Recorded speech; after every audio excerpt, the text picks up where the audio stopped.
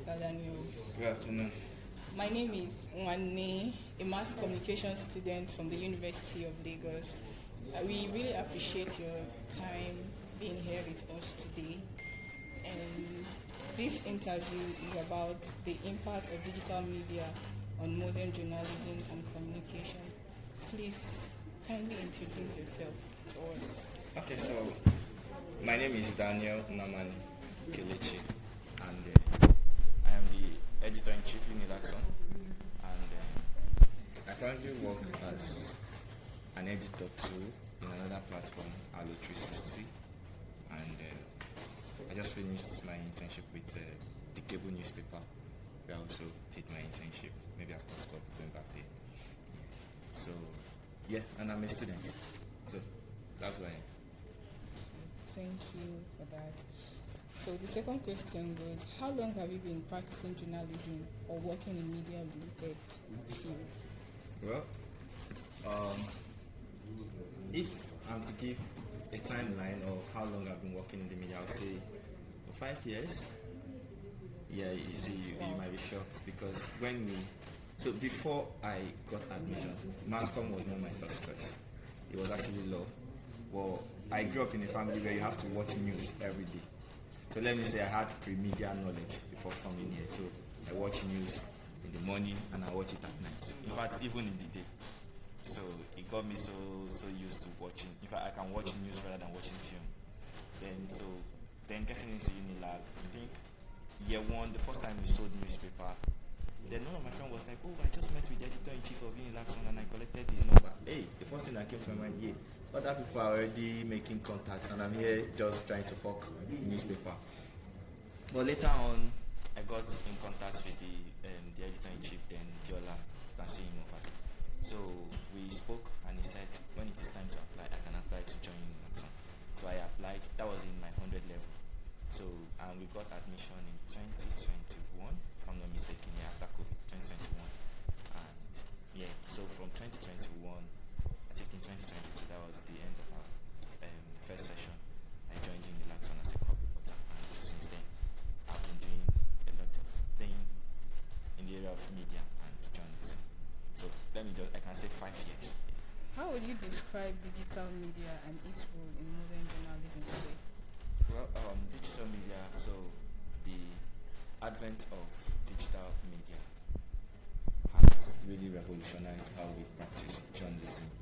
You know, before it used to be the public sphere is a theory in mass comm. So the public sphere is telling you that people gather together to discuss things in an arena, right? But newspaper came and then it breached that public sphere where people now have to, like on the pages of newspaper, you see editors, journalists, or columnists, people that write columns in paper arguing. But now digital media has made it possible that everybody now has access to the media. So, and for that, it has changed the way journalism is being practiced. Because while you are busy somewhere trying to, do your journalism as a journalist, a citizen journalist is somewhere taking a picture and capturing it live and uploading. So you are competing with them, right? So it has changed the way everything is done. Right now, I am working and I'm in a class, and I'm in school, so to say. So you can virtually work from anywhere. That's one of the important things about social media, and it does also increase accessibility. There was a time when, I think it was Dr. Fola that was telling us yesterday that when he was here, when he was doing his PhD, that students from other faculties would come here. Okay, it was Dean. They will come here during his undergraduate days to come and read newspaper because this is where they always drop newspaper. But now, nobody does that. If you want to access news, in fact, you don't even need to go on their website. Just open your social media. You will see their platform on the social media and you're able to access news. So it has really changed a lot. And it has also made the job maybe a little bit easier. Because before you have to go to the office. So when I was doing my IT at the cable, they were told to come 3 times a week. From 3 times, they say 2 times. Sometimes I will not even go anywhere in the whole of the week. Nobody cares if you are in the office or not. They just want to be sure that you are filing your stories, right? You are doing what you're supposed to do. And most of the things we do now is virtually. So digital media has actually made dissemination of information so easy and readily accessible for both the people producing the news and the people consuming it. Thank you, Rhoda. And you mentioned citizen journalism. Would you say it's a positive or negative development? Well, it is positive. Everything has its ups and downs. So, if I would say citizen journalism, it is not bad. We should not call them, though they use that term, citizen journalism, but it should not be called like that. Maybe we can just say citizen reporters or eyewitness, so to say. We can't call them journalists. Because for you to be a journalist, you have to have undergone some training in journalism. The fact that you have a phone where you can capture things and post online does not make you a journalist, right? But will I say because of that, then they are not doing the right thing? No. So it's about democratization of information. Information has been democratized that everybody can report and give an account because you have your cell phone. When I'm busy typing on my laptop trying to upload a story, you're already taking video of it, it's already online. So you're also doing something which is informing. But the difference there is that as a journalist, there are some things I will see in a story and then I will resend and be like, this cannot go out, or it cannot go out this way. But a citizen journalist, so to say, just wants impression on the platform. So right, the person just uploads. So one thing about citizen journalism is that it is good. In fact, we people that work in the mainstream media, we get information from them. But what happens is that when you get information from them, you're able to see what is important. So it has made it possible that sometimes what the media, traditional media, might not be able to cover, you see them reporting on them. So these things gets to the public view. Initially, politics of the media might not allow them to report. So there are some things you say these things are underreported. But right now, citizen journalists are now making it possible for people to see what is happening, even within their locality, without the presence of a journalist. But it comes with a lot of baggage. The challenge there is that because everybody has an access to phone, they just pick up the phone, they can record anything. So in the media, if you're a professional, you don't record a minor. When there is violence, when you are reporting it, you don't report it in a way that seems like you are glorifying violence, right? You are not glamorizing violence as a journalist. It's part of your training. There are so many things you need to put into consideration when you want to report something. If, for instance, there is a clash here now, maybe say maybe Hausa traders and some Yorubas are involved in a clash and there's a fight. If your journalist is reporting it, he will not say Hausa traders kill 5 Yorubas. But a citizen journalist, so to say, just want to video it and hype it in a way that everybody wants to come there. So those are the challenges. Sometimes fake news too, clickbait, sensationalism, something that has nothing to do with this. I don't know, these ODs, these baby boomers generation, you see them, they read a lot of information from phonics. I don't know if it's phonics they call it. There is this particular thing that is always on this Android phone, Techno and Infinix. So they go there, they will just see headline, they will call, hey, there's nothing in the headline when you click it. And Nigerians are fond of not reading the content. So when they see the headline, they will be like, this has happened, this has happened. It's because some untrained people are already covering. So these are the challenges: fake news, misinformation, and disinformation. I'm not even journalists are not exempted from that, but it's more rampant amongst those that are reporting just unchecked. So those are the challenges. Thank you for that.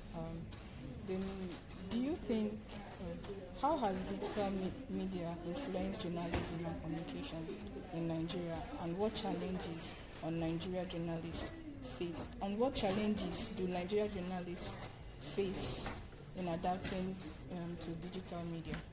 Okay, so in marketing, there's a concept.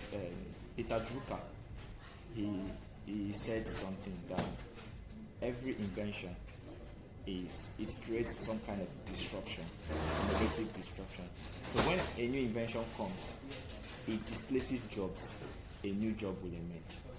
When Gutenberg innovated printing of Bible, they started printing with machine. Initially, people had to do some manual stuff to be able to produce paper. From there, it started growing. Now that the digital media has come, you see that barely will you see people walking around with newspaper, except people in authority. They still know the significance of newspaper, so they still flip through the pages of newspaper. But most young people, in fact, they don't even want to hear what the news is saying, and even if they want at all, it is accessible through their mobile device. Now, it has a challenge. challenge there is that most times the journalists, those days when they used to pride themselves that I'm the custodian of information, is over. It is only when maybe somebody is having a press conference, you are the only one that is allowed to come. That's when you have exclusive access. That exclusivity of information has more or less disappeared in the hand of journalists, except in some rare cases. Maybe it's an government classified information or something that a journalist will need to have access to. But if it's about things happening in the society, even if you attend to cover an event, you see other people posting it in real time. So it comes with that kind of challenge. But all in all, you would say that yes, digital age that we are now and the way everything is going is actually good, because it also helps us to reach those unheard voices. That's what I would say. It has helped us to reach unheard voices, because they say community, rural newspaper and rural broadcasting. In Nigeria, it's not so much developed where you have rural media or community-based media. They don't have that. But because there is social media, I think something happened in Kaduna State where a church was attacked and dozens of people were killed. And then the police came there and they told the community people not to say anything, that nothing happened. So you can see the mainstream media, because probably there's no journalists in that community, so the story, but because there is, so to say, citizen journalists that must have covered what happened, they will leak the information, and then the mainstream media will now lay hand on it and start reporting it, then every other person will know. So do you see how everything is working? So we are not saying that yes, it has impacted the job, maybe the sanctity of information, but all in all, we just need to adapt. And another challenge is training, because yes, for me, I started all my training in the digital age, so I will not say I am not abreast with digital stuff, right? But there are some people that are still struggling, some journalists that, because of the time they practice journalism, some of them might still have to write on paper and somebody will type for them and all of those things. But right now, everything is digitized. In fact, we have editing software and so many things that can help you do what you want to do quickly and more efficiently. So, yeah. I have a question. Do you think journalists are still doing their job properly in Nigeria today? That is a value-lending question. So what you call value-lending questions are questions that you answer based on, is relative. It's based on your interpretation and understanding or your personal conviction, so to say. It doesn't have a measure, but right, it's about perception, and most time perception is reality. Now, what is the perception? The perception might be that, journalists are no longer doing their job, but the truth is, Nigerian media, they are still doing their job to a very large extent. Are there areas where they are not doing much? Yes, but it's part of every society has its challenges, and journalists, they are not isolated from the issues of Nigeria. If you go to the banking sector, are they doing their job? Yes. Are they doing it the way we want it? No. There are issues, right? So every profession has an issue, and most of these issues are more systemic than profession based, right? So yes, I would say journalists are doing their job. There are a lot of Nigerian journalists are one of the best globally. They are winning awards every time. They are doing investigations, though, because some people would want to collect from A or B to bury some stories. It comes with all of those things, issue of conflict of interest and some of these ethical issues. Yes, they are there, but that would not, it would be a sweeping statement for us to just say journalists are not doing their job. No, you can't say that. Journalists in Nigeria are doing what they can within the resources or the environment through which they find themselves. If you might be looking at some stories, this story is not making headlines, they are not hammering on it, there are dangers to those stories. It is better that you are alive. There was something they taught us when we did some training. They said that no story is worth your life. Exactly. So you work in an environment whereby your life as a journalist is not safeguarded. It's not guaranteed after you've covered a story. So why risk it? Yes, if the risk is worth it, you might.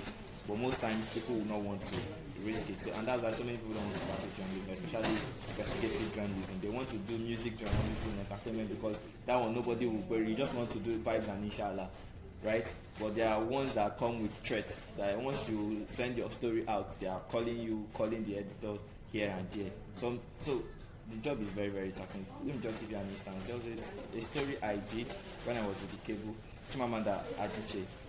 So UNN announced that she's been appointed a visiting professor. So they sent the press release. I worked on the story and published it. 13 minutes later, her media team called us. In fact, it was me they called. They said that they saw a story on our website and it was me that wrote the story. That where did we get the information? I literally called the PRO of that school and said, sir, I heard that. He said, why are you calling to say you heard? Is it controversial? Just go ahead. Did you not see the press statement? KO. I genuinely respected myself and did the story because I had no doubt that an institution like UNN would be saying what is not true. When we published the story, Chimamanda reached out and said it is a lie, that she was not contacted, her consent was not sought before the appointment and everything. And it just looks like I didn't know what to do. What do we do? Should we take down the story? No. The public have already seen the story. They've read it. So what we had to do was, we said, what's your own version of the story? She said, I was not appointed. We just ran the headline. Chimamanda Adichie denies being appointed visiting professor at UNN. That's the story. So you read this side, you read this side. In our own story, we'll state, that initially UNN announced this, but now Chimamanda is saying A, B, C, D. So that's just it. So it's part of the challenge. Imagine if she's somebody that wants to do bad thing against you. Just because of that story, you did not say she stole, but you can see. So people don't want bad reportage in the media because the media is very powerful. You can see this former minister, what was his name? Naji. Somebody, they said he falsified his certificate. It was Premium Times that did the investigation from the same UNN. So immediately he had to resign. Imagine you having to resign as a minister because one person in one media decided to dig into your past. That's why people are very, very, very careful when it comes to media. Once you say, I'm a journalist, in fact, they will first start panicking that, what have I done anything? So everybody is also careful. You don't want to end up in the hand of DSS or SSS. So those are the challenges. But thank you. The next question is, do you think digital media has overall improved or harmed journalism, and why? Has it improved? Digital media has improved because rarely will you see any platform that does not have a website. So people used to think the era of journalism where you just thought, this is a broadcast station and you are just doing broadcasting, is a lie. Channels has a website where they are writing stories, and they publish it the same way Punch is doing. The same thing with Arise Television. News Central, I don't think they've launched yet, but I know they will definitely launch their own because it's the era of multimedia journalism. So you are doing your broadcasting, you are doing your online, you are doing this. Even newspaper houses, at the cable, we just launched this thing. We launched a podcast and we have a studio. So the line is really, really blurred. So it has digital media has really, really improved. I don't know what's the second part of your question. Or harmed, and why? Or harmed journalism. Okay, so has it harmed journalism? Well, I will not say it has harmed journalism, but it has harmed the way information is disseminated and how we provide this information. So, for instance, now if a journalist, because the digital media has created a kind of competition. Initially, if everybody is doing paper, like we have Unilax on newspaper, so it's today's story that you will see tomorrow. So everybody's paper comes out in the morning. So the competition is not first to release the paper. It is whose headline is more catchy and who is doing more information, more story that the people want to read. But now, people are rushing for breaking news. So in the process of doing breaking news, one, you leave out important information. Sometimes you don't do thorough editing anymore because you are just trying to do it so that that blogger must not be first. So it depends, and most people are falling for it. Those are the dangers of this digital platform because you are trying to beat your competitor. Because if I've seen the story on channels, and I've read it, there's no need I will see it on Punch and I'm coming to read it. It's the same information, except I want to get nuances as to how different platform is reporting it. Exactly. So if not, you move ahead. So it has created that competition that is making everybody want to be the first to break the news. And also, it has also created a problem, not even in terms of journalism, right? Like, even us citizens, we the citizens, when we see a scenario, instead of us helping to de-escalate, like what I mean is, for instance, if people are fighting, instead of us helping to separate them and tell them to stop fighting, we are busy trying to trend online and put it on our page. So it's also an issue in the society, because while you are doing that, life is being lost. They can just get so heated that one person will just carry something and hit the other. Maybe you would have separated them, but because you want to grow your page, you want to be a citizen reporter, you are busy videoing when this whatever falls tanker, you see people going there to scoop. Instead of those people that have sense to tell them that this is you will soon be fried like akara, they are busy videoing them to post it online. But it is good that you share it, that, but at the end of the day, the major thing is that you save life. It's better you are saving life than putting it online, but it is what it is. So as a journalist, if you see two people fighting, what do? I mean, you want to report. Okay, if you see two people fighting, right, it depends on the people that are involved. That's why I say, as a journalist, if I see him and probably are fighting, I will not report it. It's not news. Because my readers around, imagine I'm working with, say, The Punch, and I say two Unilag students engage in tough fight. Like, what kind of story is that? Who cares about Unilag students fighting, right? But if I am Insta blog, this is content for this evening. Instead of telling them why are you fighting, stopping them, the next thing that comes in is, let me just capture it. If I put it now, two Unilag students almost kill themselves, and give one catchy headline, everybody is like, is that what they now do in Unilag and all of that? But it is not story. You are just making, that's why I say sensationalism. You are just making a mountain out of a small hill or something. But yeah, that is how it is. If you are a professional journalist, there are some, obviously, if Wike and maybe say Tinubu are throwing blow, that is news. I will not separate them. Okay, you will not separate them. Yeah, I'm giving you an instance of the level. I will not separate them because, Popola will say that when the man bites a dog, like he was quoting John Bogart, when the man bites a dog, it is news. But when dog bites a man, it is no news. So if two people on the same level can fight, it's no news. But when you see people at the top, imagine our VCs fighting with our dean and they are throwing punch. That's the biggest news in school. So instead of me separating them, obviously, I know that this one is my news. I will not have to.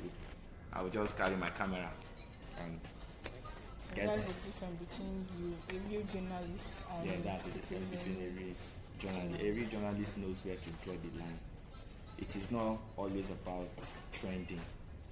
The thing about journalism is that it's just like content creation.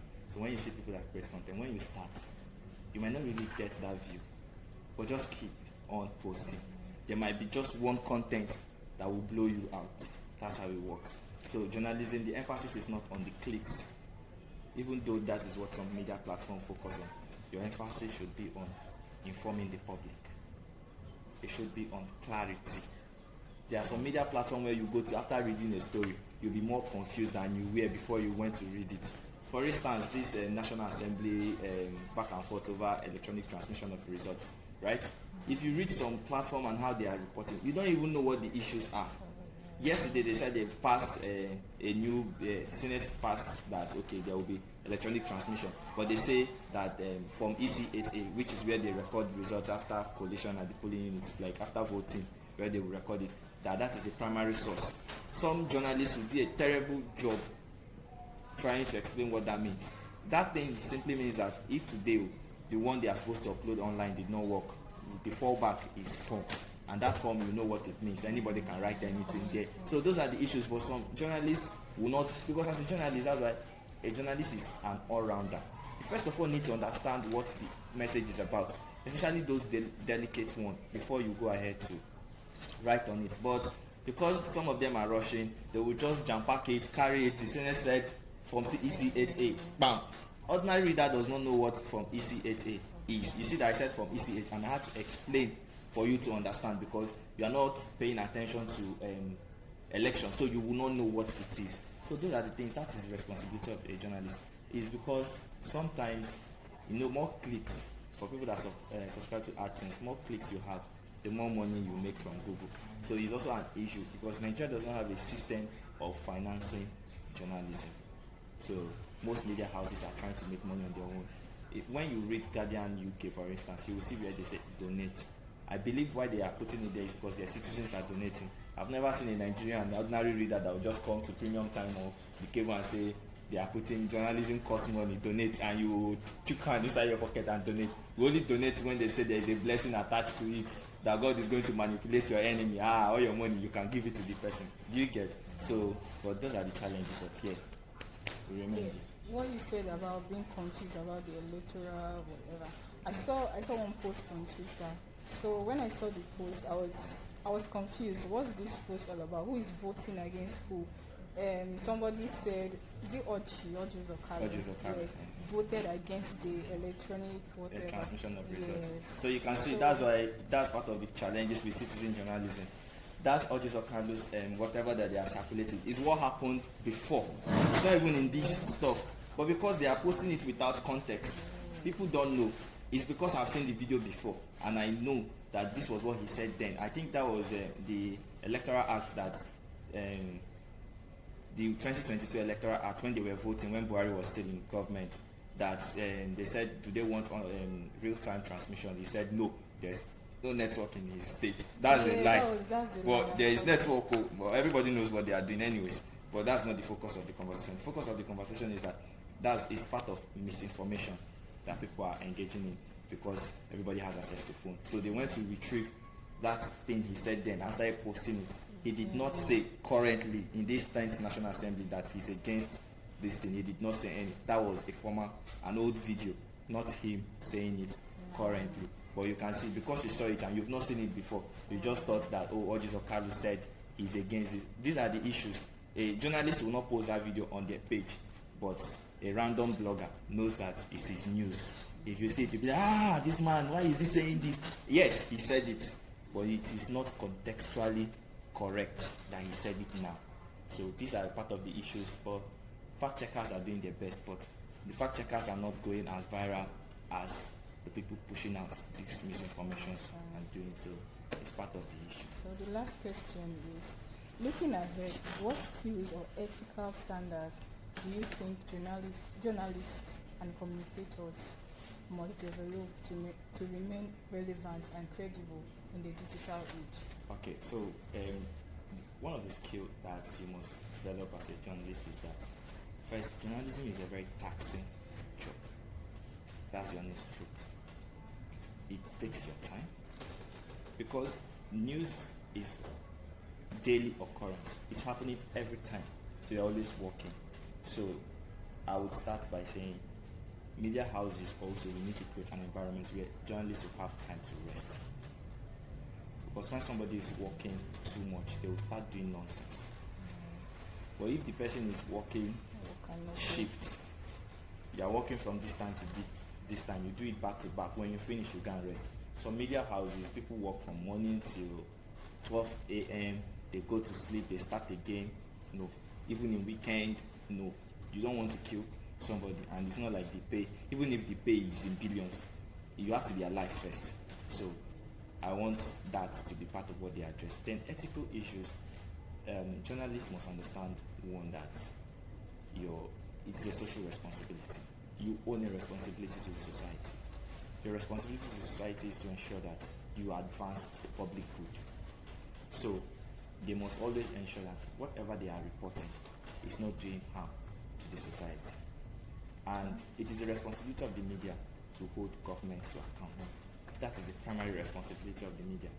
But unfortunately, the media has not been able to do that very well in Nigeria.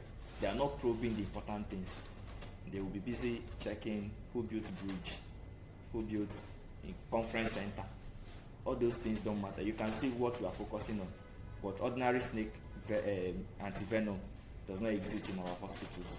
And not until now, nobody knew that these things were not available in the hospital. These are the issues. Those are the things that matter to the ordinary person. Not Wike said, Tinubu said. Yes, those things are big news, right? But there are other things that impact the everyday life of a citizen. They need to pay more attention to that.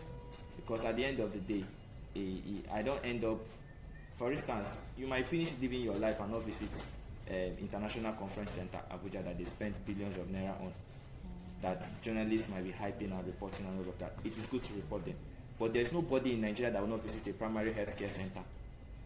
Primary healthcare is where you go to when you have malaria, when you have headache, when you are having diarrhea and all this. And these are regular issues that Nigerians have. But the media is nowhere to be found. When they check budget, they barely scrutinize what goes to health, education, and the rest. So proper attention needs to be paid to those areas. So they are very, very important. And again, as journalists, we should also endeavor to explain our stories. Yes, you have to be objective. You are not supposed to read meaning into what you are reporting, but where it is important, explain. That is what distinguishes you from ordinary people. And again, AI is doing a lot. That is the honest truth. So they will tell you that AI will take up some jobs, yes, but it will not take your job as a journalist. But all you need to know is that you need to stay ahead of the curve. How do you stay ahead of it? You need to ensure that you know what this AI is doing or capable of doing. So for instance, if you are working on a story and you give it to AI, if AI do the story and I see it, I will know. But if I use AI and do my story, you might not find out. Why? Because I know the errors that AI will give. I will know how to correct it. So AI is your friend that helps you. Okay, this is the angle I'm looking at, but I'm not conceptualizing it very well. I can give the AI to give me what it has, then I can refine. So you guys are working hand in hand. But for you to just feel like, oh, I will just sit, just copy, paste. Mr. Otifoduri said he gave some people assignment and they did it. And he was saying, in conclusion, in the assignment that they should write a news story, he was saying in conclusion in a news story. That's an evidence that an AI wrote it, because AI, whatever it's writing, when it is done, it will tell you in conclusion. So journalists need to understand, obviously, there's no journalist that will write a story and put in conclusion, but because you are still a student in the works, right? You are using AI and then you are not using it the right way. You are using it to write nonsense. So you also need to understand how to use these things very well and be ethical. If you pick information from another source, credit them. All of those things, they are very, very important. Write in clear language. A journalist, accept your medium, because style, how style determines how people write. If you read Guardian is an elite media. So the English, they go Harvard. But if you are writing, you just want to pass information. Communication is about sharing of knowledge and understanding. It's a shared meaning. It's a two-way stuff. So your reader needs to read your content and understand what you're saying. Every other thing is jarring. So yeah. Thank you so much, Mr. Daniel.